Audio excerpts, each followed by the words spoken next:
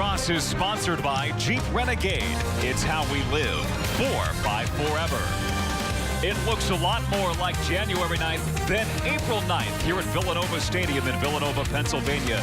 Today, we have the number 4 team of the nation, the Denver Pioneers, at 8-1, in to take on the 18th ranked Villanova Wildcats. So glad to have you with us this afternoon alongside my partner Rich Donovan. I'm Patrick Reed. Rich, these are two of the most prolific offenses in the country that we have on display today. Denver's Conan Cannizzaro and Villanova's Jake Fricaro are dynamic scorers and tremendous offensive talents. This will be a high-powered scoring game today. A couple of creative offenses. For Denver, no problems last week against Georgetown, pumping out 17 goals. Villanova, a struggle against Marquette on the road with just 3 a week ago in their Big East opener. Both teams have a conference game under their belts. Denver 1-0, Villanova 0-1. And the Wildcats looking to get back on track. They once had a 6-game win streak earlier this season, while Denver started the season unbeaten before a loss to Penn State. They got back on track last week. Snowy conditions here today in Villanova. That will certainly be a factor in today's game. Starters meet at midfield. And Rich, you've coached through some snow before. What's the biggest difference with snow on the field? Fundamentals are so important today.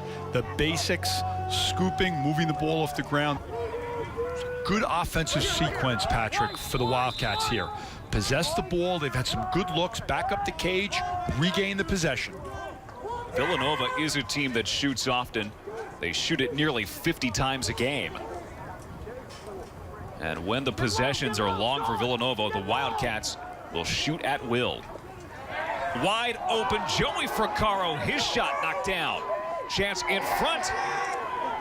And a save by Reddy. Loose ball on the turf at goal line extended. And getting to it, Cuccinello, who will shovel it along. 2 good looks for Villanova. But they're able to come up with the ground ball, and the conditions really worsening here, Patrick. You can see even scooping the ball has become very difficult. That's why Cuccinello really shoveled the ball in the direction of Danny Seibel. Looks a little bit like knock hockey. Just any way you can get the ball to your teammate. Might as well be playing with a snow shovel today. Stepping up is Curran, found the opening for a moment, and there is Danny Seibel. He picked up the ground ball. He gives Villanova its 5th. It's a 7-5 Denver lead. This is an outstanding play by Curran. Watch the stick protection as he tucks his stick. Then the head of the stick follows your head. He gets inside, breaks down the Denver defense, and then is able to distribute the ball for Seibel.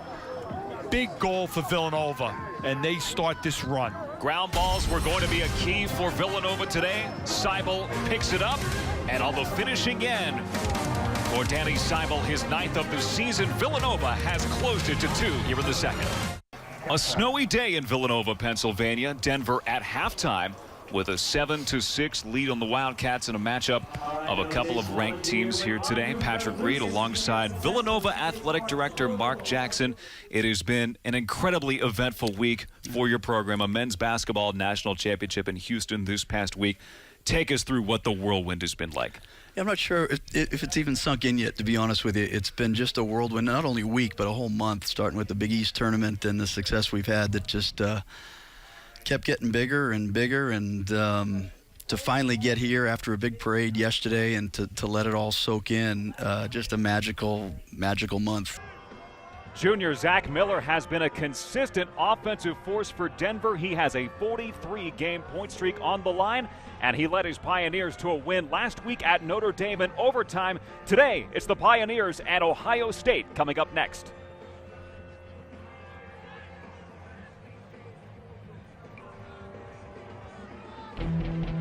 We welcome you to the lacrosse capital of the West and to Peter Barton Stadium on the campus of the University of Denver. The Pioneers at 6-0, ranked number 1 in the nation, welcoming the Ohio State Buckeyes at 5-3 out of the Big Ten Conference. A sellout crowd on hand, the 27th at Peter Barton Lacrosse Stadium. The Pioneers 21-4 in sellout games here.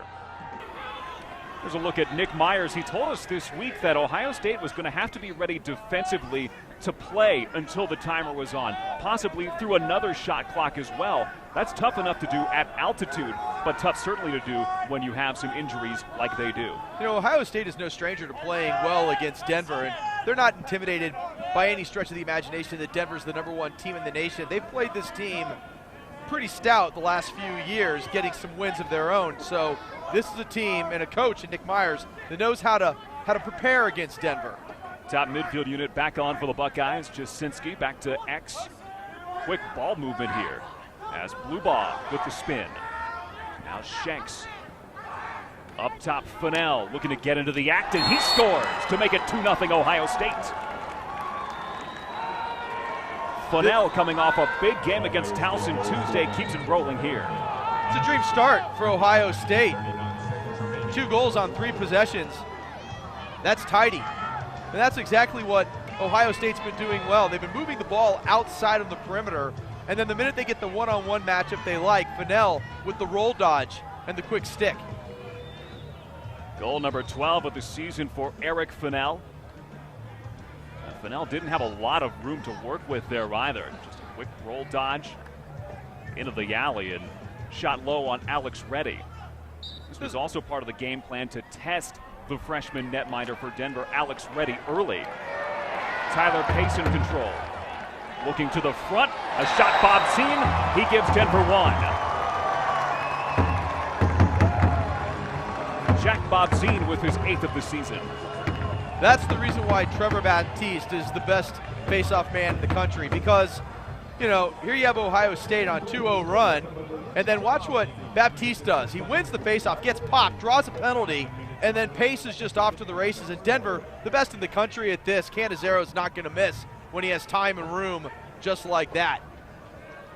And now this is where Ohio State needs to be careful, because Denver is a dangerous team offensively, Patrick. They can roll off 4, 5, 6 goals with a quickness. And so this is where Withers is going to have to use that wrestling background, that hockey background of his, in order to really fight and be scrappy against Baptiste, because Baptiste is one of those guys who he's make it, take it. The goal for Denver, the Pioneers will go to the extra man as well. Freddie Frybot, the cross-check for Ohio State. And for 1 minute, the Pioneers will operate with the extra man. They're at 58% this season, 6th in the country. The Buckeyes on the kill at 68%. One combination to watch on the extra man here will be Tyler Pace, Brendan Bomberry. Bomberry and Pace playing up top now. This is all window dressing. Now they're getting into the set.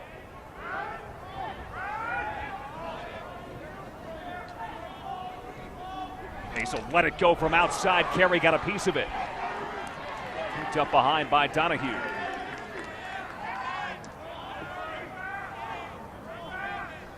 Extra man continues for the Pioneers.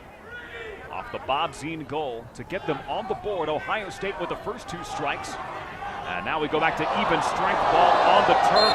Bob Zine knocked down, flag on the field.